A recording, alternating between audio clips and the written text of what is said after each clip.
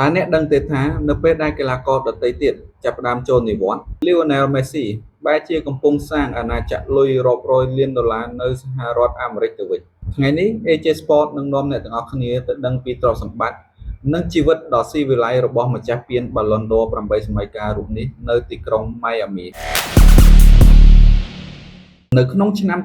2026នេះចំណូលរបស់ Messi មិនមែនបានមកពីបាល់ទាត់តែមួយមុខនោះទេបើតាមរបាយការណ៍ចំណូលសរុបរបស់គាត់មានចន្លោះពី70ទៅ80លានដុល្លារក្នុងមួយឆ្នាំទោះបីជាប្រាក់ខែគោលពីក្លឹប Inter Miami មានត្រឹមតែ12លានដុល្លារក៏ពិតមែនប៉ុន្តែ Messi មានកិច្ចព្រមព្រៀងពិសេសជាមួយក្រុមហ៊ុនយក្ស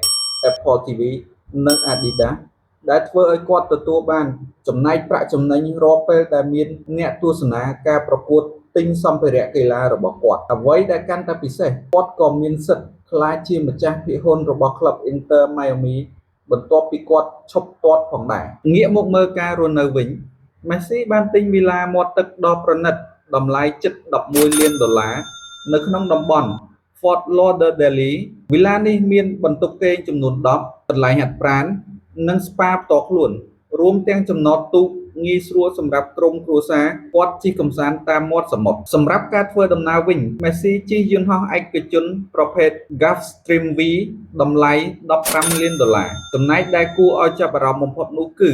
នៅលើជណ្ដើរយន្តហោះមានឆ្លាក់ឈ្មោះប្រពន្ធនិងកូនទាំង3នាក់របស់គាត់ហើយនៅកន្ទុយយន្តហោះមានដាក់លេខ10ដែលជាលេខតំណាងឲ្យរូបគាត់ផ្ទាល់តែម្ដងក្រៅពីបាល់ទាត់ Messi ក៏ជាអ្នកជំនួញម្នាក់ដ៏ជោគជ័យផងដែរគាត់គឺជាម្ចាស់សន្តាគារលំដាប់ផ្កាយ5ដែលមានឈ្មោះថា MIM Hotel